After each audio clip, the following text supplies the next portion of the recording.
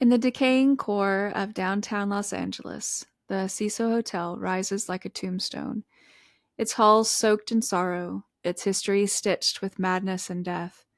For nearly a century, the hotel has been a magnet for tragedy, a place where the lost vanish, the desperate meet their end, and something unseen seems to watch from behind every door. I am Michelle, And I am Isaiah. and this is Shifting Veils, where we talk about the unexplained, possibly paranormal, and always strange. In this week's episode, we're diving into the dark and mysterious history of the infamous Cecil Hotel. From unexplained deaths to ghostly rumors, this place has earned its reputation as one of the most haunted locations in America. If you're into true crime, haunted hotels, and all things creepy, be sure to give us a like, share, and follow. And don't forget, if you have a spooky story of your own, send us an email. We just might feature it in a future episode. Now, grab your flashlight, lock your doors, and let's get into it.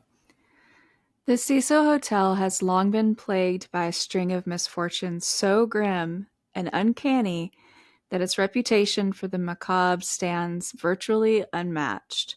Within its cursed walls, at least 16 lives have ended by murder, suicide, or circumstances no rational mind can fully explain. As if drawn by something sinister, even America's most notorious serial killers once called it home, if only for a while. The Cecil Hotel was a brainchild of hotelier William Banks Hanner, who envisioned a glamorous destination for international businessmen and the city's social elite. Sparing no expense, Hanner poured $1 million into the towering 700-room Beaux Arts structure, outfitting it with a marble-clad lobby, stained glass windows, elegant palm trees, and a grand staircase meant to impress. But beneath the hotel's opulent facade, something darker would eventually take root, something no amount of wealth or ambition could keep out. But the Cecil's gilded promise was short lived. Just a few years after its grand opening in 1924, the Great Depression cast a long shadow over downtown Los Angeles. The surrounding area fell into decay, becoming a haven for the desperate and the destitute.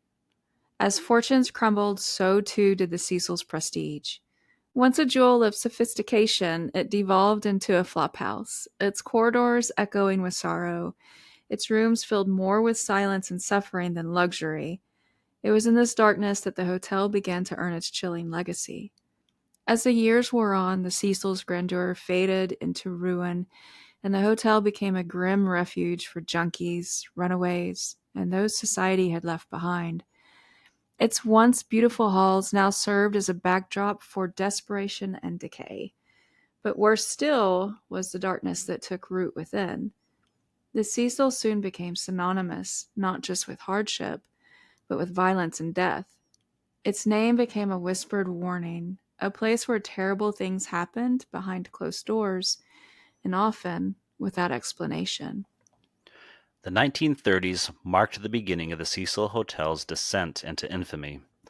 In that single decade alone, at least 6 guests took their own lives within its walls.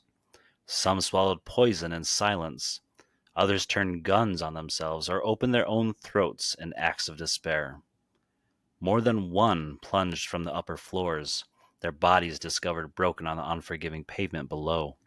With each tragedy, the air inside the hotel seemed to grow heavier, as if grief itself had taken up permanent residence. In 1934, the Cecil claimed yet another victim, Army Sergeant Louis D. Borden, who ended his life in a rented room by slashing his own throat with a razor. The walls bore silent witness to his final moments, the floor stained with the proof of his suffering. Less than 4 years later, another soldier, Roy Thompson of the Marine Corps, leapt from the roof of the hotel. His body was later discovered on the shattered skylight of a nearby building, a grim silhouette against the city's smog-choked skyline. The Cecil, it seemed, had become a magnet for the broken and the damned. In September 1944, 19-year-old Dorothy Jean Purcell awoke in the dead of night, clutching her stomach, struck by sudden, sharp pains while staying at the Cecil with her husband, 38-year-old shoe salesman, Ben Levine. Quietly, so as not to disturb Levine's sleep, she slipped to the bathroom, only to be horrified by an unimaginable surprise. She gave birth to a baby boy. Dorothy had no idea she'd been pregnant. No, God. Believing her. I'm sorry, what? I said, oh, God. Yeah, yeah. How do you not notice? But You're okay. right. Well, she was 19. That's young. I mean, maybe. Well, sure, but I mean, baby bump aside, your body's going through. I mean, I don't need to tell you, but the body goes through different changes, You right? know, So, yeah. Okay, so I've wondered about this case because she's 19 and he's 38. She goes an entire pregnancy not knowing she's pregnant. Granted, she's 19, so your first pregnancy is very different from any subsequent, or not subsequent, but following pregnancies. But I just have wondered what her background was and what their relationship was. If it was good, if he was kind to her, or if she maybe didn't have access to either one of her parents for support. It's just hard for me to understand why she wouldn't notice ever being pregnant. I don't know. Maybe it's the age difference that bothers me. It I, makes me yeah, question a lot. I mean, it is a very big age difference, but I don't know. This isn't the first pregnancy I've heard people say, well, she just didn't know she was pregnant, True. but like you said, it's her first. It's her first. I think maybe what she does after she gives birth to the baby is another thing that raises a lot of questions in my mind. All right, I'll stop asking questions so we can move on. So when she gave birth, she believed that the newborn was stillborn. So Purcell threw the infant out the window, where the baby landed on the roof of the neighboring building. Jean was eventually arrested, but at trial, the verdict shocked many, not guilty of murder by reason of insanity. Doctors described her mind as fractured and consumed by confusion. Instead of prison, she was committed to a psychiatric institution where the walls would hold her secrets, not the bars of a cell. So, I'm just, I don't know. I would like to know more about that case. I couldn't find much more, but that was always a really sad and curious one to me. Well, when a baby's born, it's not necessarily breathing immediately, right? No, no. They have to like Or, and get it sometimes moving they and working. don't. I think it's a really huge misconception that they come out and immediately start crying. Hmm. Their airways a lot of times have to be kind of cleared. I Hmm. mean, my firstborn didn't cry, didn't cry actually for a really long time. Um, but he had the cord wrapped around his neck. So I think he was he had the cord wrapped around his neck before he was born. The nurses were like, "He's not crying. What's wrong with him? What did you do?" And I'm like, "What did I do? What do you What did you mean?" do? What the fuck? Like, what do you mean? Every time I had a contraction, I was strangling him with his own umbilical cord. I didn't do it on purpose, you know? Right? Yeah, I reached down inside. That he's wasn't just, me. he's a little tired and probably a little surprised that he survived. That's all. Uh, It's okay. And he's fine today. It's just so everybody knows. So, um, in 1962, 65-year-old George Giannini, I don't know. I'm sorry, George, was walking past the Cecil Hotel, hands buried in his pockets, when fate cruelly intervened. Pauline Otten, 27, plunged from her ninth floor window following a bitter argument with her estranged husband. I don't know why I'm laughing. That's so. Husband. Wait. So she gets in a fight with her estranged husband, and she jumps out of the window, and she lands on Giannini with fatal force. This is not funny, you guys. I'm so sorry. You, Listen, it killed them both instantly. A grim collision that added another tragic chapter to the hotel's grim history. That's just wild. So she gets in a fight with her old man, that she I hadn't mean, seen in a while, and she jumps out the window. Like, I'm sorry, I'm not gonna jump I'm gonna push you out the window. I'm not jumping. But so she jumps out the window. That's what's said. I maybe he pushed her. right. Maybe he pushed There's her. there's a very good possibility. Yeah, so we're just gonna say he pushed her out the window. He essentially killed her and Giannini or Giannani, whatever the flip his name is. The the absolute luck that George has of being there at that moment. I don't know if Can you you call it imagine? luck, but I mean, wow. He's just like strolling down the sidewalk with his hands in his pockets. Do Can to you do. It's a imagine nice sunny day. if he was like he scratched a lottery ticket. He's like, "Oh my god, I won $200. Today's a good day." And just Right. wham. Yeah. Yep. Didn't know what hit him. Wow. That's crazy. Wow. That guy, that estranged husband, he should have done jail time. I'm Yeah. pretty sure he shoved her because That's two homicides right there.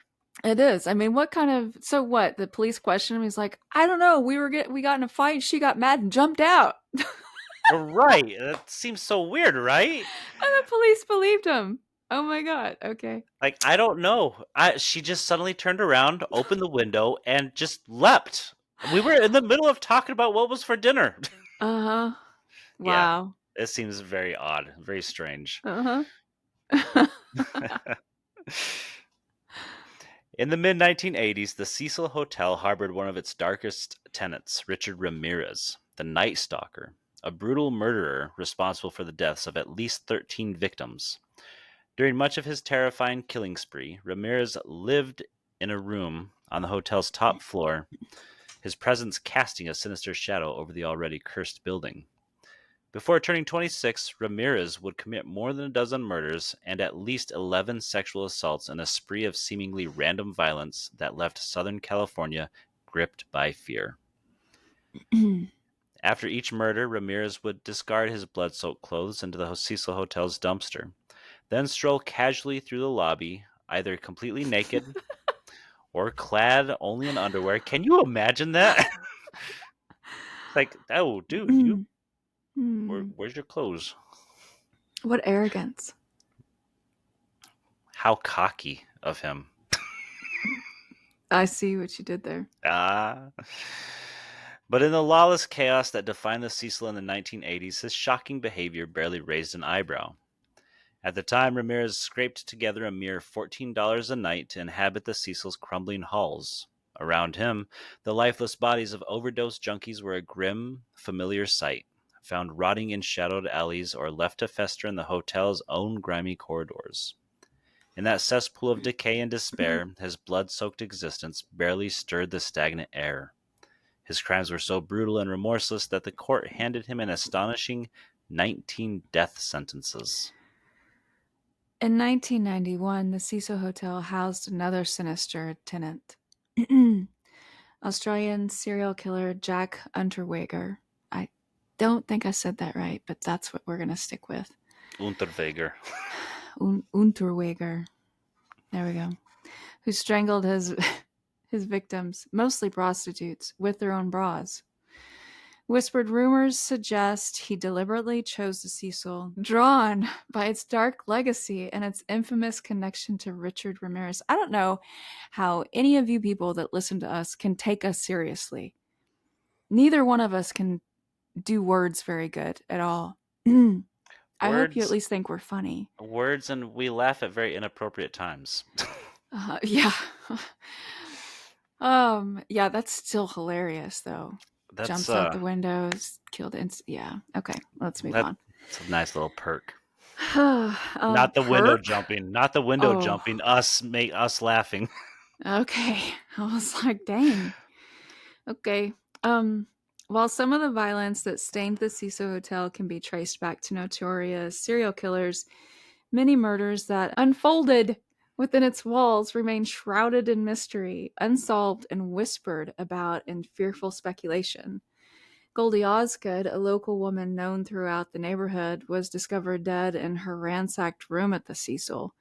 She had been brutally raped before a fatal stabbing, and savage beating ended her life. Though a man was spotted nearby wearing bloodstained clothes, he was later cleared of suspicion. Her killer was never caught, another chilling act of violence at the Cecil that remains hauntingly unresolved. How did that guy covered in blood get dismissed? Listen, I don't know. It's I feel like it's like this. I was at the butcher shop. I was just. I don't know. I feel like so much stuff that's happened at the Cecil, even in like modern history, a recent history, I should say, is it's so odd that somebody didn't get caught or someone that was suspected didn't get prosecuted because it's just obvious to anybody looking really. It's almost like people are getting paid off or something to be Yeah, hush. yeah. It's really weird. And yeah, I mean, we kind of touched on that during the lamb episode too. yeah, So, we did. Among the Cecil's grim roll call of guests was Elizabeth Short, later infamous as the Black Dahlia. Her brutal 1947 murder in Los Angeles becoming one of the city's most haunting and unresolved mysteries. Elizabeth Short reportedly stayed at the Cecil Hotel shortly before her brutal mutilation, a grisly murder that remains unsolved despite a long list of suspects, including particularly compelling George Hodel. George Hodel did that. Um, Whether her death had any direct connection to the Cecil is unknown, but what is certain is the horrifying discovery made on the morning of January 15th. Her body found on a nearby street, her mouth gruesomely carved from ear to ear, and her torso severed in two. He, I am pretty convinced that George Hodel killed Black Dahlia, and his family is also pretty convinced that he did. He was a surgeon, a doctor, and he ran a VD clinic there in Los Angeles. So, he's taking care of some really high profile clients, hmm, Hollywood, so to yeah, speak. And new dirt. I mean, if you're a VD doctor, you're going to have dirt on everybody. Well, apparently his son he talks about it a lot. I think he wrote a book actually.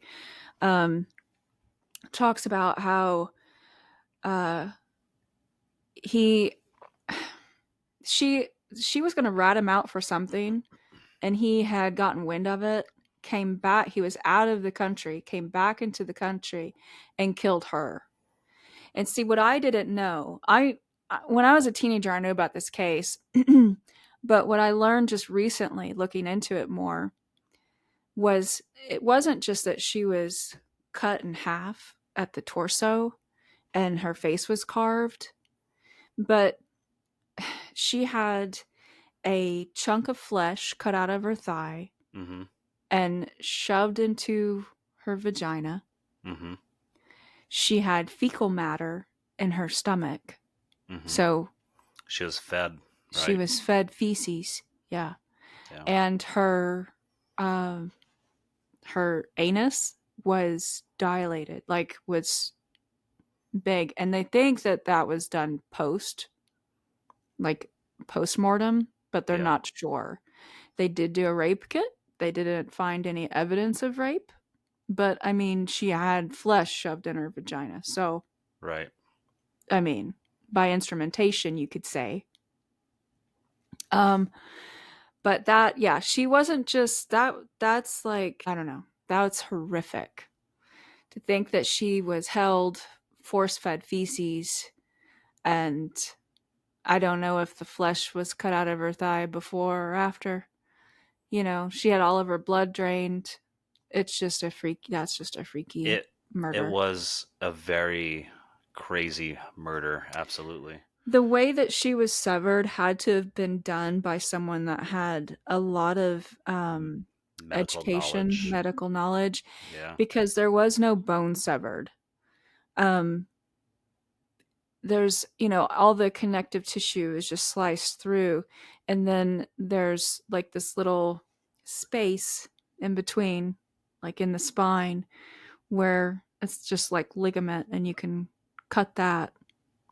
and you're dissected, you know. Right. Yeah. Anybody else would have just, chop chop, but somebody surgically did that. Right. It wasn't like some jagged tool was used to cut. No. It was. No, and his son, and I think there's some granddaughters also. I think they have their own podcast. They've talked about this case. They're all convinced that Dr. Hodel did this, and they think that it's very possible and very likely that he murdered other people. Yeah. So it's Wi- wild to me. Like the son says he has Hodel's, his dad's DNA. They could open the case. See, the son is like a detective. He worked as a detective in Los Angeles also. So, like, he has a lot of criminal knowledge, like mhm. how to investigate stuff. He said that they've got enough stuff that if they would just check DNA, they could close that case and call it solved. But it's just a cold case Yeah. as it Nobody wants to stands. touch it anymore as it is. I mean, we know who Jack the Ripper is now. Why can't we just give the Black Cl- Dahlia some rest, you know? Right. Give some closure. Absolutely. Mm-hmm. Yep. When you when you first said George before you said Hodel, all I thought was the George that got hit by the woman earlier. Giannini, Giannini. whatever, whatever his name is. Sorry, Giannini George. deserved to get landed on. That's where my mind was going. That would be a wild twist. Yeah. That's karma. Yeah, we could just call it that. In 2013, 3 weeks after she vanished, Canadian college student Elisa Lam, whose case we covered in our missing episode, was found naked inside a water tank atop the Cecil Hotel. Guests had complained of strange water pressure and a foul taste long before her grim discovery. While authorities ruled her death an accidental drowning, whispers of foul play and suspicion continue to haunt the hotel's shadow legacy. Amy Price, who managed the hotel for a decade, revealed in a Netflix documentary that between 2007 and 2017, she estimates at least 80 people died within its walls. Its sinister reputation that even inspired a season of American Horror Story, a grim reflection of a hotel steeped in unimaginable murder and relentless mayhem. Though first-hand paranormal accounts from Cecil Hotel residents proved elusive, we were able to gather some unsettling stories from someone who lived just across the street. Okay, before I get into that story, I want to go back to Elisa Lamb just for a second. When I talked about it, it just seemed like people were getting paid off. I feel like that's a case where possibly people were just paid off because her autopsy says accidental drowning, with bipolar being a main cause for it. Yet she had no foam and no fluid in her lungs or airways. So I don't know how she drowned. And then you said Amy Price, the manager of the hotel for a Mm-hmm. decade, says she estimates at least 80 people died within its walls. But when you look it up, what was the number at the very top of the episode? Wasn't it 16? Right. Yeah. So these numbers, stuff is not like actually officially getting reported. Yeah, I would highly both first number one go listen to our missing episode because we do touch on the Netflix documentary, and then go watch the documentary because our podcast is more important than the documentary. Um It's a good documentary though. it really is, and it really kind of opens your eyes to the things that got smoothed over, and it looks like palms were greased. It Mm, looks like it touches on things that people are changing their story throughout the whole investigation, and it's crazy. yeah. Um, Pete Montzingo, I hope I got that name right, a social media creator, described his experience living near the Cecil Hotel as cool and interesting. That is, until he began seeing things outside his window that defied explanation. It wasn't until his housewarming party that things got strange.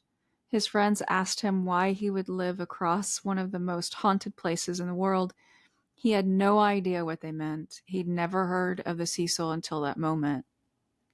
As time went on, he would see odd things. Once he noticed the shadowy outline of a man hanging behind the curtain. Later, around 2 or 3 a.m., he saw a man smoking a cigar on the balcony, though the building was supposed to be completely vacant at the time.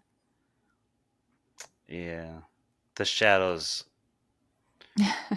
The shadows. I imagine that there's a lot of shadow movement there. Mm-hmm.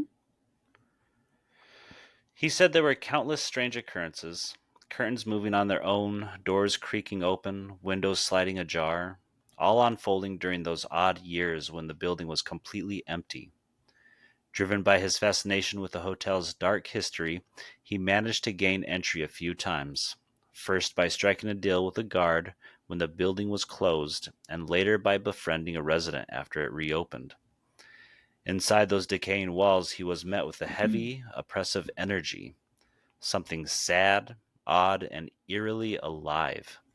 A chilling confirmation of the ghostly shadows he had glimpsed from his window. Pete recalled talking to the guard who confided that he never ventures up to the top 3 floors. He said that's where it gets super spooky. Naturally, naturally, that is exactly where he went, the 13th floor. The moment he stepped off the elevator, the door slammed shut with a deafening bang. When he asked if, after everything he'd witnessed, he believed the Cecil Hotel was truly haunted, he paused thoughtfully before admitting, I'd like to say yes. I do believe there's something there. But he also added, I believe the other side of it is that so many terrible things have happened there, and so many dark people are drawn to the place. So, in my opinion, it's a mix, about 50-50, between something supernatural and the weight of all that human darkness. If you ever find yourself spending the night at the Cecil Hotel, try to relax. Yeah. Surrender to the shadows, get cozy, and drift off to sleep because who knows? You might just wake up as the star of the next true crime docuseries, or not at all. Either way, you're going viral. Thank you for joining us. Sleep tight, y'all.